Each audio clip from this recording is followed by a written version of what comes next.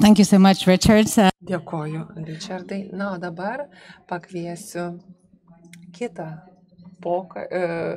pasisakantį Žemės ūkio ministro patarėją Kristiną Simonaitytę, kadangi jau atvyko. Galite nusiskanuoti QR kodą ir taip pat užduoti klausimus. Richardas sakė, kad turime atverti duris inovacijoms. Mano pirminis klausimas yra labai paprastas. Ar jau tos duris neturėjo būti atidarytos? Taip, jos atidarytos, bet ten yra tik mažas plyšelis. Jeigu pakalbėsime apie startuolės įmonės, tikrai viskas vyksta per lėtai ir žmonės tikrai labai daug rizikuoja, labai daug investuoja. Ir reikėtų ir toliau investuoti į švietimą, į startuolius, į verslininkus, tam, kad sukurtume tą tinkamą pamatą, ant kurio jie galėtų stotis. Mes galime pasikliauti kapitalo instrumentais, taip pat ir, aišku, nemažai kas dirba ties tuo, bet to dar mažai. Reikėtų tikrai žengti daugiau žingsnių į priekį, kad galima būtų prieiti prie finansavimo ir norėčiau, kad bendruomenės to pasinaudotų. Ir mes norime kaip EIT tapti to pradininkais. Galbūt reikėtų mažiau diplomatijos kalbant, reikėtų tiesmukiau kalbėti apie inovacijas, apie naujoviškus, novatoriškus maisto produktus, nes mes tikrai nebekonkuruojame su Izraeliu, JAV, kaip bendruomenė. Mes turime tapti tais pirmaisiais vedliais. Jeigu to norime, tai tie dalykai tikrai bus labai svarbus.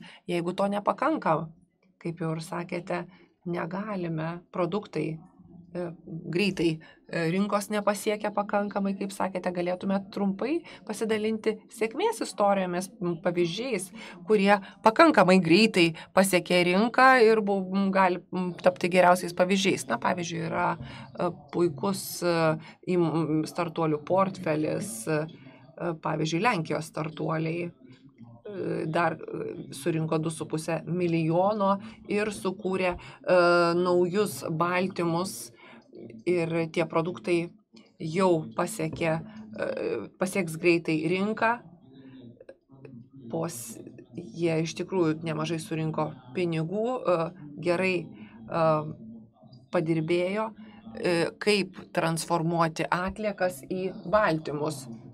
Ir tai puikus pavyzdys. Agrain įmonė, kitas pavyzdys, kurie grūdus, jau panaudotus grūdus perdirba. Nežinau, kiek rinkoje jie kainuoja. Man atrodo, daugiau nei jūs, kad pasakėte, apie 30. Kainos yra daug mažesnės nei prieš porą metų. Na, 100, tarkim, 100 eurų už toną. Tai ūkininkas gauna už produktą, kuris dažniausia į kažkokią tai daryklą, tarkim, ar perdirbimo įmonę važiuoja vėliau. Jau panaudoti grūdai tampa atliekomis, bet jie gali būti perdirbami ir irgi tampa produktu. Pavyzdžiui, visa tai virsta įvairiais produktais, kurie gali pakeisti pieno produktus. Na, tai iš tikrųjų yra nauji verslo modeliai. Būti ūkininku nėra naujas verslo modelis, bet galite pasinaudoti atliekomis ir paversti atliekas miltais, vėliau tam tikrais baltymais.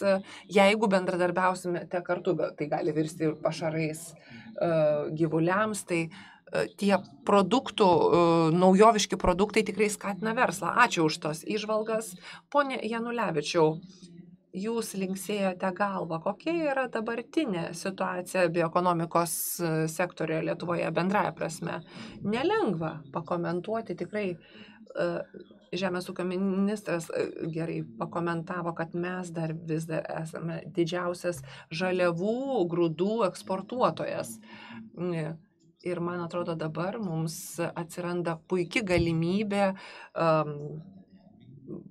žemės ūkio produktų srityje pasinaudoti galimybėmis ir kurti pridėtinę vertę.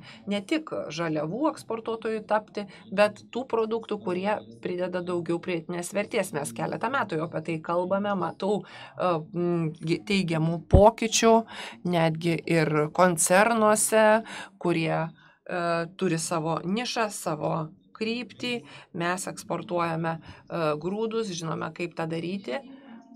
Tai praktiškai, sakote, niekas nesikeičia per pastarosius keletą metų. Ne, keičiasi, bet mums reikia inovacijoms kapitalo. Čia Lietuvoje ir matote iš Europos perspektyvos ir Marius Vašega, man atrodo, pasakys, kad ir mes turime prasčiausią prieigą prie kapitalo iš visos ES, o inovacijoms reikia prieigos prie kapitalo ir Lietuva iš kapitalo pusės atrodo tarsi ES provincija, ne su minčių prasme, ne žmogiškų išteklių prasme, ne jaunų verslininkų, bet tiesiog dėl prieigos prie kapitalo. Čia yra problema. Bet aišku, visos ES šalis susiduria su problema, kadangi palūkanų normos didėja, infliacija didėja ir dėl to prieigos geresnės prie kapitalo neturime. Geopolitinė situacija Lietuvoje irgi nėra pati geriausia, dėl to investuotojai nėra labai aktyvūs ir, man atrodo, šita situacija stabdo plėtrą. Bet mes tą žinome, kartu ir pramonės atstovai žino, skirtingi energetikos sektoriai, naujos technologijos, kurias galime įgyvendinti su naujomis šiltnamio efekto technologijomis, taip pat saulės jėgainėmis. Tai mes tikrai einame gerų kelių, bet mums reikia prieigos prie kapitalo. Kalbėjote apie palūkanų normas ir, man atrodo, tikimės, kad Centrinis bankas sumažins jau palūkanų normas. Taip mes tikimės ir kad bus sumažėjimas palūkanų normo, bet 88% visų Lietuvos žmonių ima paskolas, įmonės turi 6 mėnesių fiksuotą Euriborą. Jeigu tik tai birželio mėnesį pakeitus palūkanų normų lygį bus įmonės pajausta tik tai gruodžio mėnesį ir tai yra sunku sektoriams. Tai prieiga prie kapitalo yra pirmoji problema, bet norėčiau sugrįžti prie to, ką pasakėte, ką pasakė Žemės ūkio ministras, kad negalime konkuruoti su šalimis, kurios turi geresnės žaliavas, turime kurti pridėtinę vertę. Ir jau daug metų tą sakome, bet nedaug kas pasikeitė. Ar galėčiau viceministrui Žemės ūkio užduoti šį klausimą, kas yra daroma? Kadangi suvokimas egzistuoja, ministras tą jau aiškiai pasakė, kad negalime konkuruoti su šalimis, kurios turi daugiau žaliavų, geresnės žaliavas. Na, aš norėčiau pabrėžti tai, ką sakė ir ministras. Mes esame gamintojas ir eksportuotojas žaliavų produktų, žaliavinių produktų. Nuo pat savo kadencijos pradžios ministerija susitelkė ties tuo, kaip pakeisti tą ūkį šalies ir pereiti nuo žaliavinių produktų prie labiau pridėtinės vertės produktų. Jau čia buvo minėta, kad tie pokyčiai nevyksta per vieną dieną, kadangi ūkis yra labai stipriai susijęs vienas su kitu, taigi pokyčiai trunka, jie yra, jau užtrunka daug laiko ir ties tuo dirbėme. Ir mes rengiame savo strateginį planą žemės ūkiui, kaimo plėtrai, įtraukdami priemonės, kurios paskatintų mažus, vidutinius ūkininkus bendradarbiauti ir palaikyti tokius ūkius. Ar galėtumėt paminėti tą priemonę, kad geriau suprastume, apie ką kalbate? Aš aišku galiu kalbėti apie tai, ką mes palaikome iš bioekonomikos perspektyvos tiesiogiai. Turėjome tokią priemonę iš strateginio plano, kuris buvo skirtos bioekonomikos projektams. Tai 50 milijonų eurų buvo skirta 5 metams šiai priemoniai ir projektai buvo skirti perdirbimui žaliavų į aukštesnės vertės produktus, didesnės vertės produktus, kas yra svarbu, kad projektai turėtų skatinti inovacijas. Tai, kas nebuvo niekada dar daryta Lietuvoje. Tokia yra pagrindinė mintis - skatinti tos aukštesnės vertės kūrimą. Bet bendraja prasme mes palaikome ne tik bioekonomikos priemonės, bet taip pat ir žemės ūkio sektoriaus keitimąsi, pokyčius, taip pat pajamų sugrąžinimą į ūkį, perdirbimą atliekų, inovacijos, ekosistemų tobulinimą, biometano panaudojimą. Taip pat biometano gamyklų, įrenginių kūrimą ir statymą.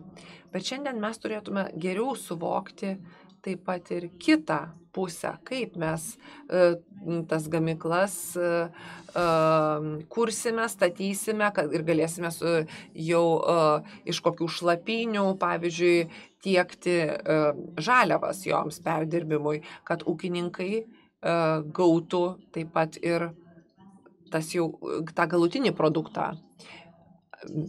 Biometano gamyklos taip pat gamina ir šalutinį produktą, tai, kas gali tapti trąšomis, kaip pakeisti visą sistemą.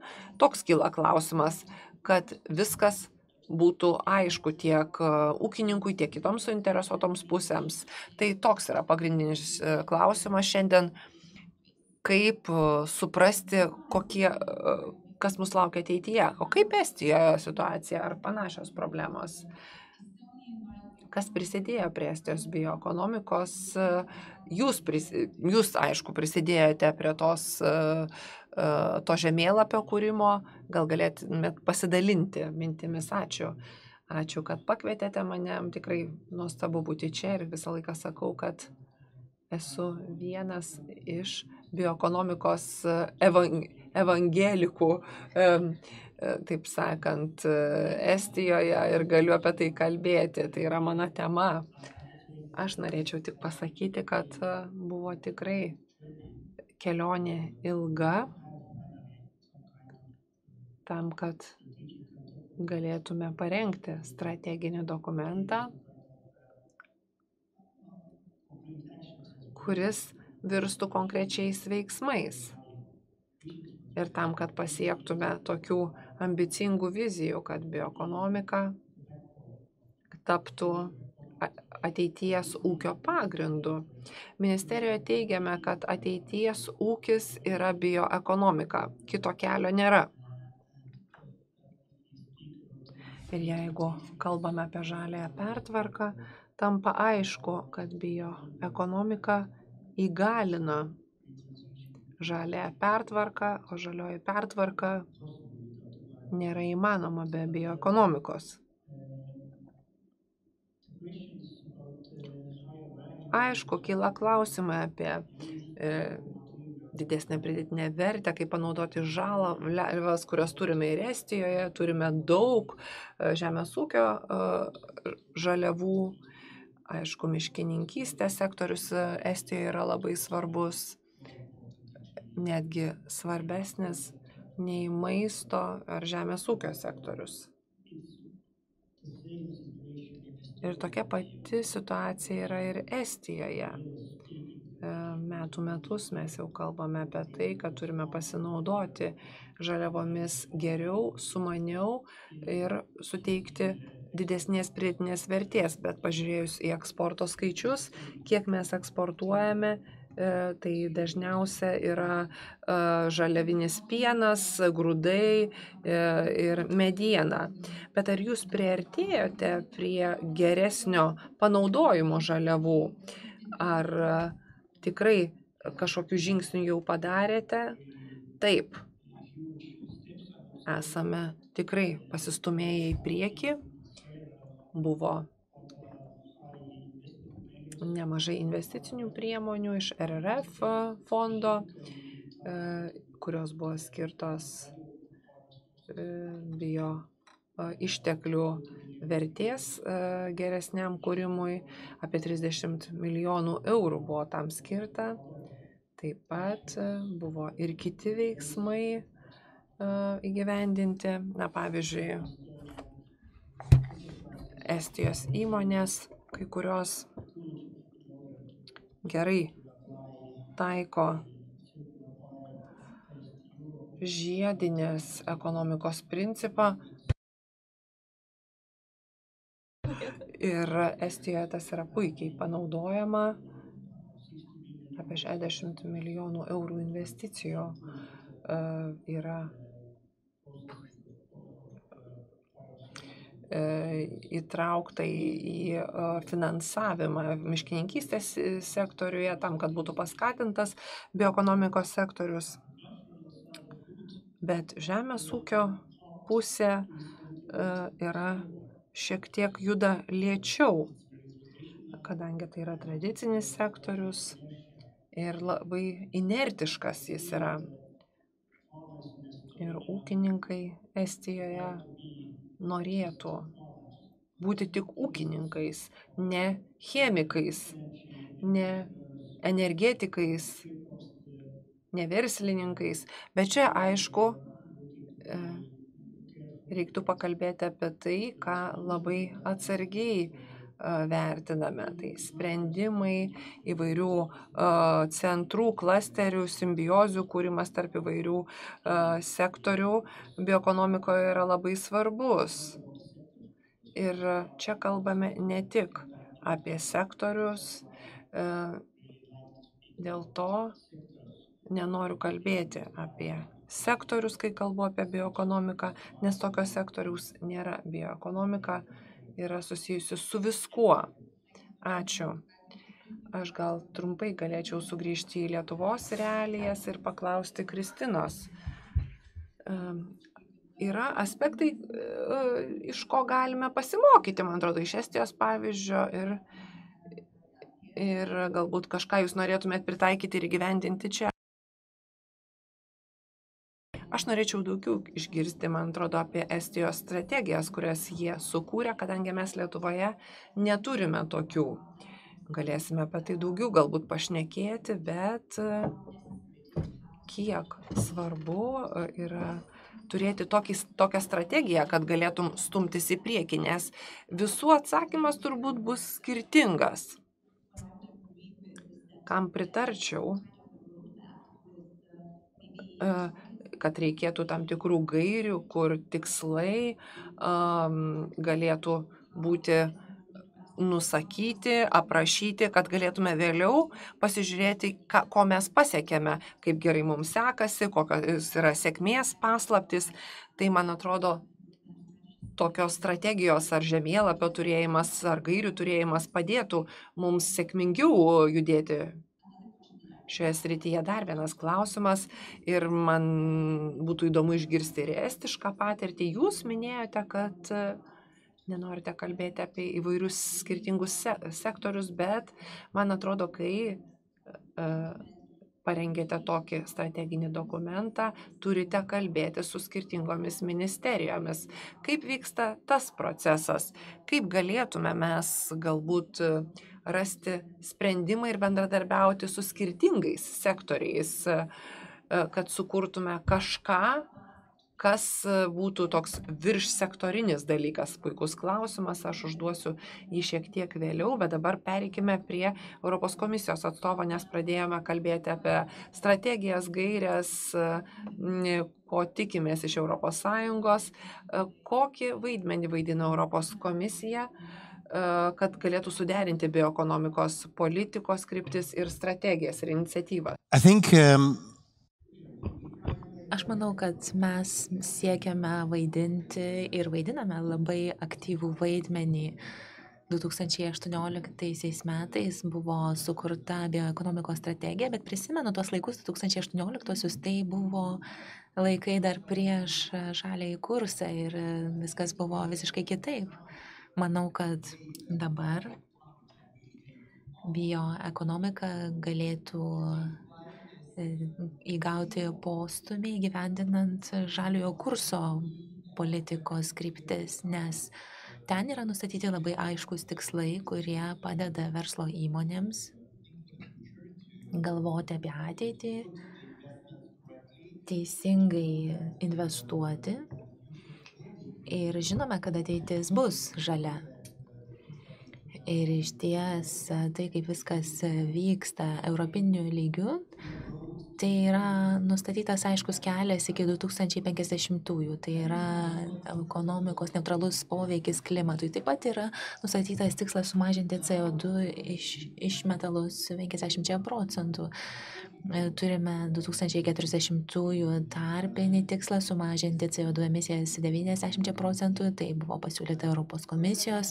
Na ir kurgi tai mus veda? Matome, kad investicijos ES perspektyva, pavyzdžiui, ar tai būtų RRF, ar tai būtų struktūriniai fondai skirti Lietuvai, tai yra nukreipiama siekiant tų tikslų ir dėl šios priežasties, pavyzdžiui, ekonomikos gaivinimo ir atkūrimo fondas, kuris buvo sukurtas po COVID, ir turi labai aiškiai nustatytus procentus siekiant žaliųjų tikslų. Ir žinoma, bioekonomika yra to tikslo dalis. Na, žinote, mes taip pat labai daug kalbėjome šios Europos komisijos kadencijos metu apie žiedinę ekonomiką ir aš manau, kad čia taip pat turime įvesti šį žiediškumo aspektą bioekonomikos diskusijoje. Na, neturime kalbėti visiškai izoliuotai, nes žiediškumas rodo, kad tai apima ir cheminių medžiagų sektorių, pavyzdžiui, kaip mes galime panaudoti daugiau biologinių išteklių. Viskas nėra susiję vien tik tai su žemės ūkiu. Ir aš manau, kad tai yra labai svarbu žinoti, kad ateityje bus tam tikra vidinė darbotvarkė siekiant 2040-2050 metų tikslų ir tikiu, kad tai padės įgauti postumį bioekonomikai. Ar kiekviena ES valstybė narė turėtų turėti strategiją bioekonomikoje? Na, tai yra svarbus klausimas ir klausimas priklausys nuo kiekvienos valstybės narės, nuo to, kaip kiekviena dirba. Kai kurioms valstybėms narėms yra svarbu turėti strategiją, kitoms gal užtenka veiksmų plano, jos gal turės tokį prioritetą savo. Na, tikriausiai tai padeda, kai įrašai dalykus dokumente, visi sutarė dėl jo ir tuomet yra parengiama strategija, kuri yra sutarta su visais suinteresuotaisiais veikėjais, visi yra patenkinti rezultatu ir visiems yra malonu dėl to dirbti toliau. Tai žinoma, galbūt šiuo aspektu, bet tai nėra būtina sąlyga siekiant bioekonomikos vystymosi.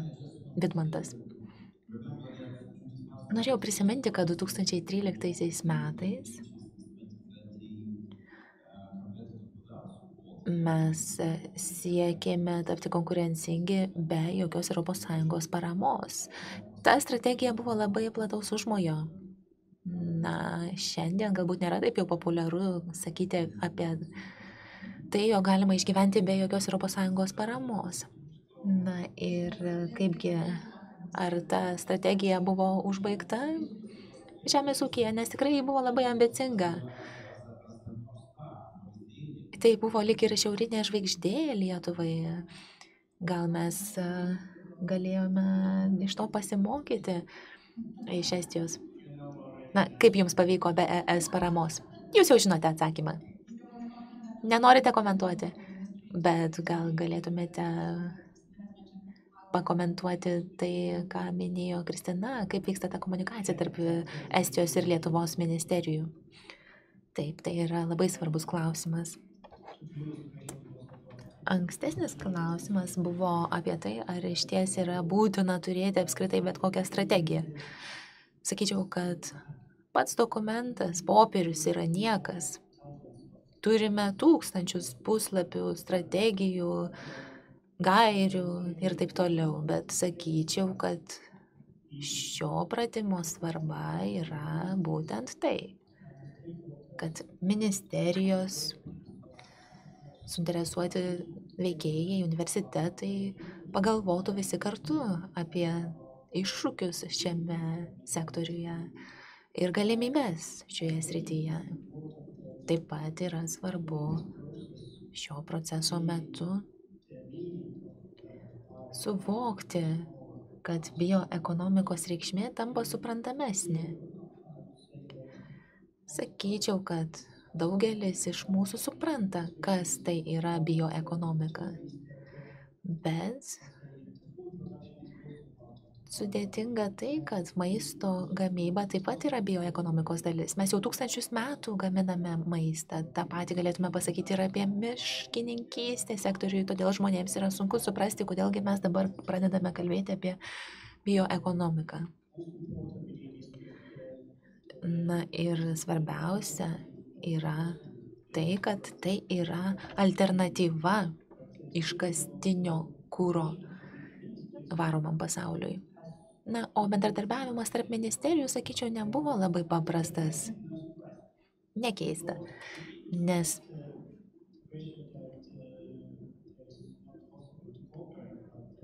klausimas nėra tai, kad yra neįmanoma bendradarbiauti, bet Estijos atveju, pavyzdžiui, žiedinė ekonomika priklauso klimato ministerijos atsakomybės sričiai. Klimato ministerija dabar yra didžiulė ministerija. Tai nėra aplinkos ministerija, bet klimato ministerija. Taip, klimato ministerija vasarą buvo pakeista. Ji apima taip pat ir dalį buvusios ekonomikos ministerijos ir aplinkos ministerijos. Sakyčiau, tai yra šiek tiek viską apimanti ministerija. Na ir kaip sakiau, jos atsakomybė yra vystyti žiedinę ekonomiką. Ir taip toliau. Bet kalbėdami apie bioekonomiką, sunkiai suprantame, kur ją reikėtų įterpti visoje tą vyriausybės politikos sistemoje. Estijoje buvo sukurtas naujas terminas. Angliškai yra lengva sakyti circular economy, žiedinė ekonomika, bet estų kalboje mes panaudojame terminą Ringfield minus. Žiedinė ekonomika, bet estiškai skamba kitaip. Tai jūs viską sujungiate į vieną terminą, kad komunikacija taip pat būtų lengvesnė tarp ministerijų. Na, dėl tos priežasties mes nekalbame apie žiedinę ekonomiką ir bioekonomiką, bet sujungiame jas į vieną, nes jos tikrai siejasi tarpusavyje. Bet sakyčiau, kad visas procesas, kuriant gaires, buvo svarbus, pademonstruojant vyriausybei, nes tą dokumentą patvirtino vyriausybė, kad vyriausybė taip pat suprastų, kad yra tam tikras sritis vadinama žiedinė bioekonomika, nes nesu tikras, kad yra taip paprasta suprasti tą žiedinės ekonomikos dalį, nors jie galvoja, kad tai yra atliekų valdymas, šiaip ar taip. Ir dabar yra manoma, kad pavyzdžiui energijos klausimai yra svarbesni vyriausybės lygių dėl karo Ukrainoje. Ir tokie klausimai visuomet yra svarbesni negu kad dėja bioekonomikos strategija vyriausybės lygių. Bet šių gairių, šios strategijos rengimo procesas buvo svarbus, pademonstruojant Estijos visuomeniai, kad yra kažkas, kur mes galime pasiekti daugiau. Ačiū. Dabar kreipsiuosi į Kristiną, kuri dar nepasisakė. Na ir prieš perėdami prie klausimų, kurių yra išties labai daug, ir dėkoju Jums, kad Jūs juos keliate, rašote. Taigi aptarkime jaunimo aspektą, nes sakėte, kad jaunimo įtraukimas taip pat yra labai svarbus. Taigi kaip galėtume įgalinti jaunimą, kad jis taptų aktyvus bioekonomikos srityje. Kokių priemonių dar neįgyvendinome ir kokios priemonės veikia? Ačiū už klausimą. Tikrai turėsime atskirą diskusijų dalį jaunimo klausimo, tačiau norėčiau šiek tiek reflektuoti apie tai, kas jau buvo pasakyta šiame panelyje. Kai kalbame apie strategijas, apie pagrindą, kuriuo remiantis galėtume imtis veiksmų, aš visuomet sakau, pažiūrėkime į tai, kas jau buvo padaryta. Pavyzdžiui, iš ES ateina daugelis investicijų siekiant žalesnės bioekonomikos. Toliau kitas žingsnis yra nacionaliniu lygiu įgyvendinti tokias priemonės. Vidmantas labai gerai pasakė, kai kalbame apie biotechnologijas, kai kalbame apie startuolius, jaunimą, tokioms technologijoms iš ties yra reikalingas kapitalas. Taigi, biotechnologijų sritis yra labai brangi. Čia yra reikalingas didelis kapitalas siekiant įgyvendinti biotechnologijas ir išplėsti jas plačiu mastu. Taigi mes turime plataus užmojo tikslų, bet jeigu neturime jokių priemonių finansuoti, tai bus neįmanoma įgyvendinti. Pavyzdžiui, Lietuvoje ūkininkai, sakyčiau, yra labai nusiteikę įgyvendinti naujasis technologijas. Jie nori išmėginti naujas technologijas. Tai nesakytumėte, kad Lietuvos ūkininkai nėra tokie kaip estai. Jie sako, jie nori būti tik tai ūkininkai, bet ne chemikai. Na, sakyčiau, kad kai kurie ūkininkai jau daro mokslinius tyrimus savo ūkiuose savarankiškai, kaip įgyvendinti naujas technologijas ten. Bet aišku, kad išmėginti visiems tiems naujiems dalykams reikalingas finansavimas. Taigi sakyčiau, kad reikia ne vien tik tai bendradarbiavimo nacionaliniu lygiu tarp skirtingų ministerijų, bet taip pat ir iš ES ateina tai tiesiogiai. Praėjusiais metais Europos komisijos nariai pradėjo kalbėtis tarpusavyje apie tai, kad netgi turėtų pradėti bendradarbiauti skirtingų Europos komisijos narių kabinetai, derinti finansavimą skirtingoms iniciatyvoms. Prasidėjo įvairios iniciatyvos, tokios kaip startuolių kaimai, regioninių inovacijų slėniai, siekiant įgyvendinti bioinovacijas. Ačiū.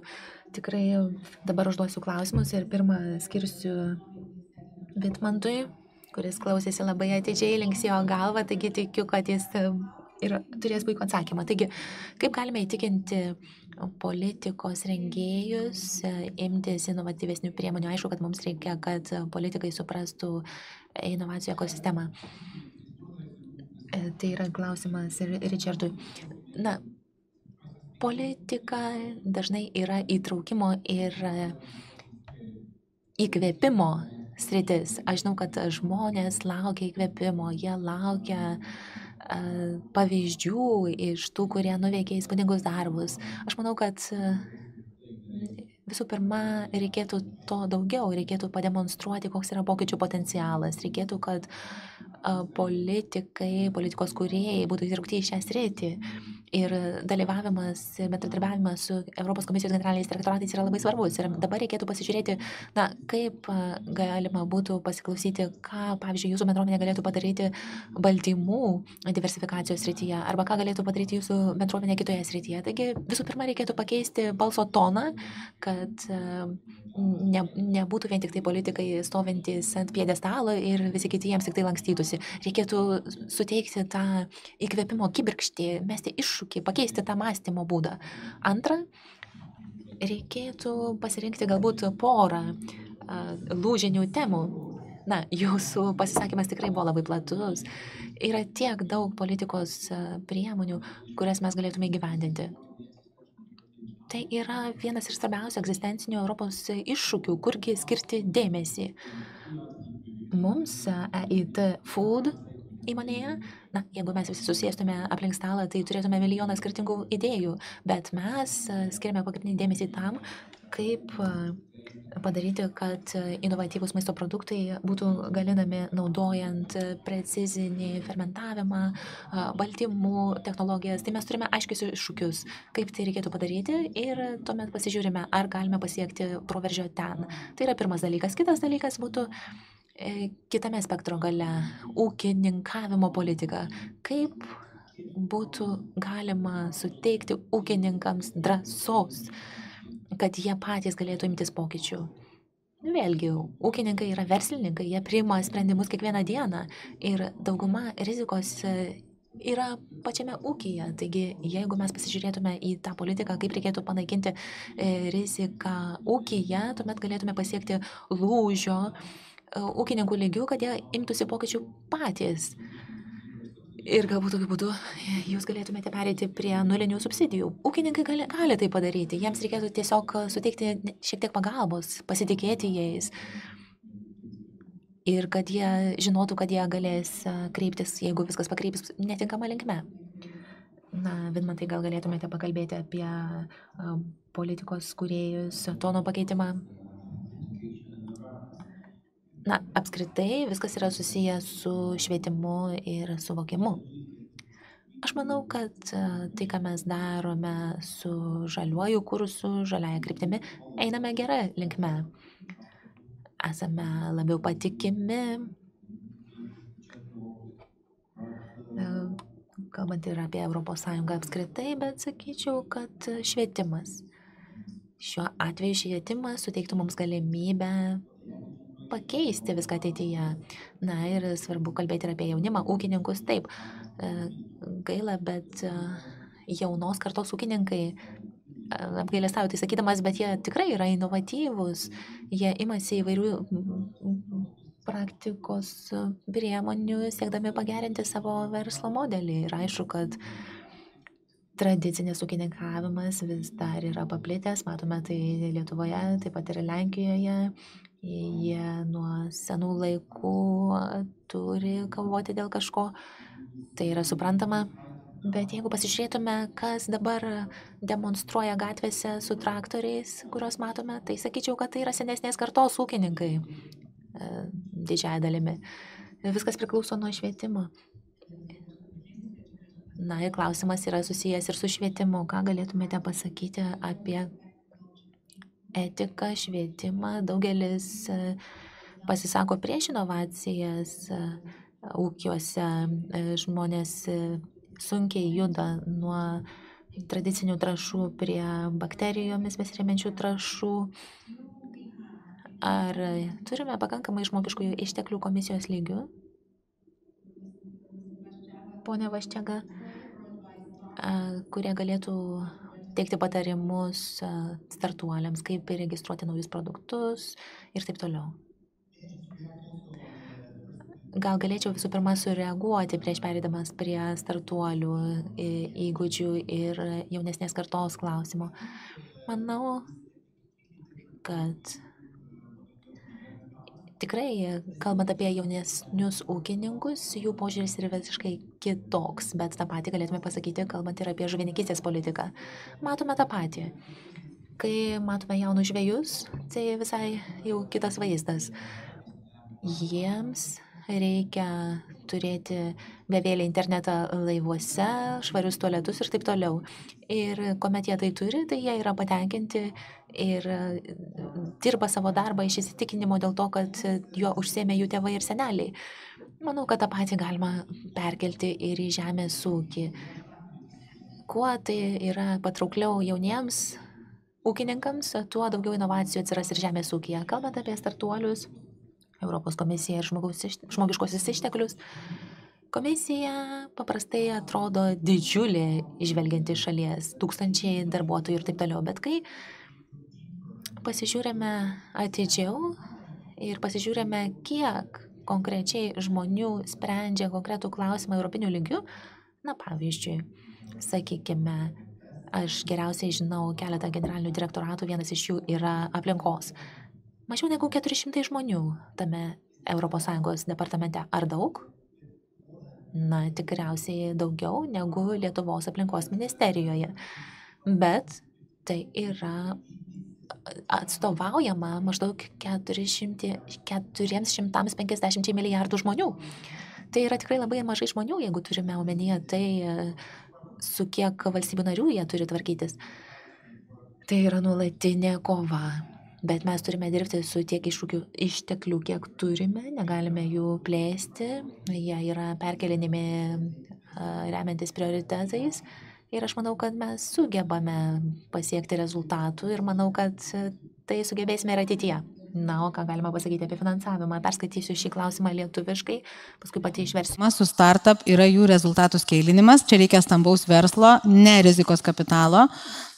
Tuo metu tam finansavimo neskiriama. Išradimai miršta stalčiuje. Ar planuojami pokyčiai tiek ES lygmenių, tiek Lietuvos? The biggest problem with startups is the of their results.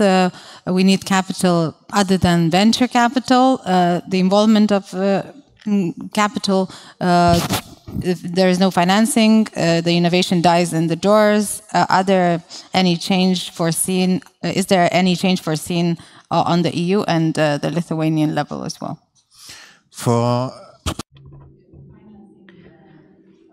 Taigi, kalbant apie startuolių finansavimą, inovacijos miršta stalčiuose.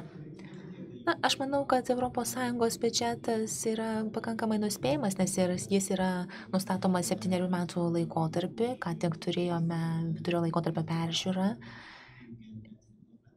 Buvo nustatytas finansavimas programai Europos horizontas ir panašiai, tai finansavimas nepakito.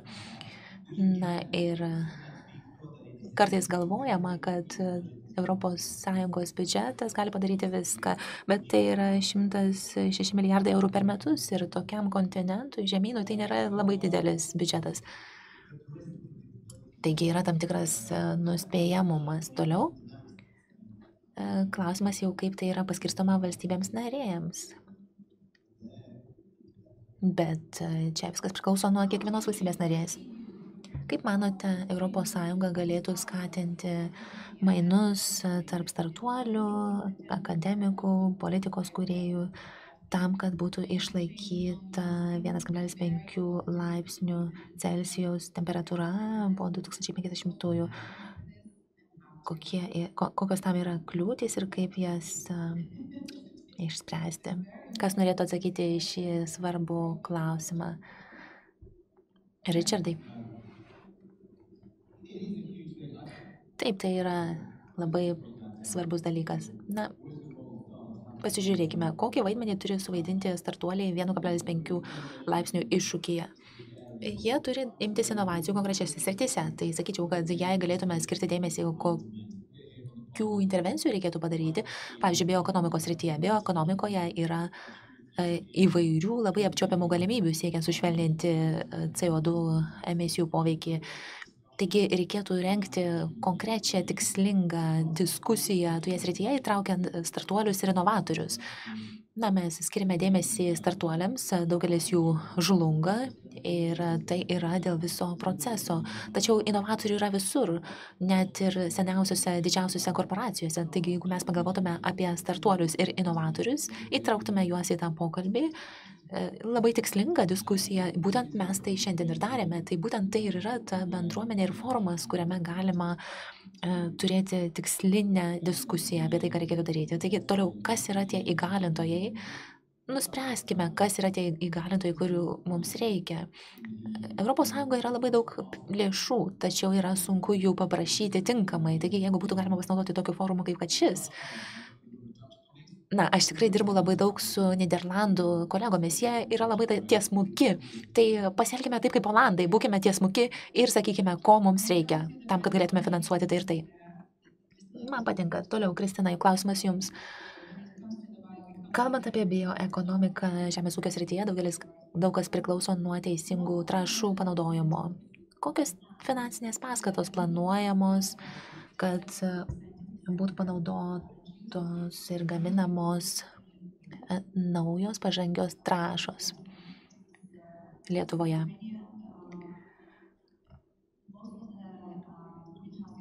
Daugelis šiltnamio efektą sukeliančių dujų žemės ūkio srityje yra iš azoto trąšų. Taigi mums tai yra svarbi sritis, kaip siekti sumažinti tokių trąšų naudojimą ir pereiti prie kitokių variantų. Mes kaip ministerija ir Tai dar šiandien nebuvo paminėta. Mes remiame mokslinius tyrimus, įgyvendinamus siekiant atrasti naujus produktus. Ir manau, kad mokslo vaidmuo čia yra labai svarbus.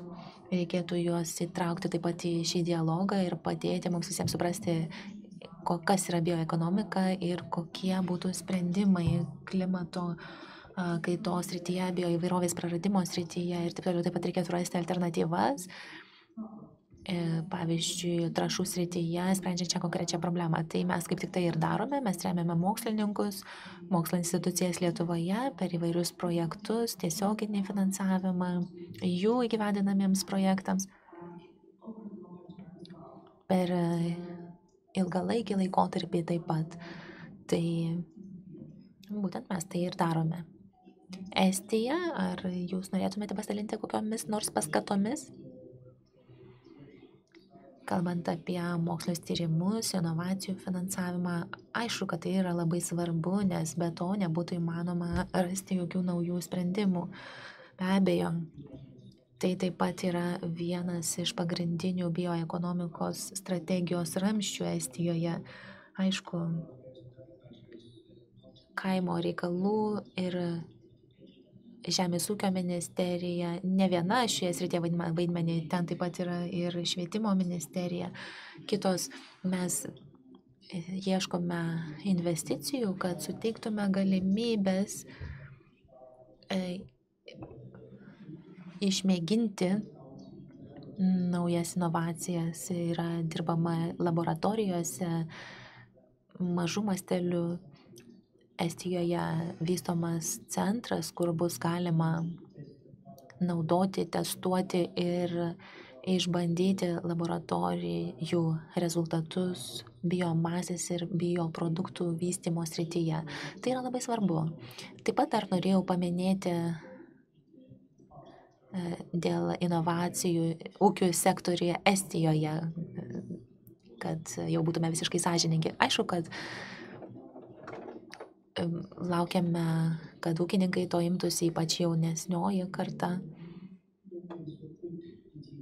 Bet gal jau mes negalvojame taip labai greitai kaip Lietuva ar kitos valstybės. Ne, yra atvirkščiai, jūs greitesni. Na, bet aš taip pat norėjau paminėti, kad mūsų švietimo sistemoje jaunoji karta labai galvoja, kad IT sektorius yra ateitis, tai sieja su bioekonomikos sektoriumi. Gali būti labai geras ryšys, galima panaudoti informacinės technologijas, dirbtinio intelekto sprendimus bioekonomikoje. Taigi turime įtraukti bioekonomiką į švietimo sistemą tam, kad apmokytume tokius žmonės, kurie galėtų rasti tinkamus sprendimus. Aš manau, kad mes ir aptarsime šios klausimus jaunimo diskusijoje. O dabar jau laikas senka, tačiau klausimų yra dar labai daug. Stebiuosi, kad yra teikiama tiek daug labai gerų klausimų. Niekada anksčiau dar taip nebuvo. Bet dar turėsime kelias diskusijas ir tikiuosi, kad jos taip pat bus tokios pat aktyvios ir įdomios ir tikrai renginys susilauks didžiulės sėkmės. Labai ačiū už jūsų visų klausimus. Sustosiu čia, nes tiesiog privalau. Labai ačiū visiems už klausimus. Ačiū jums už diskusiją. Ačiū už tai, kad buvote tokie energingi ir aktyvūs. Labai ačiū. Diskusijos tęsis. Dabar paplokime visiems kalbėtojams.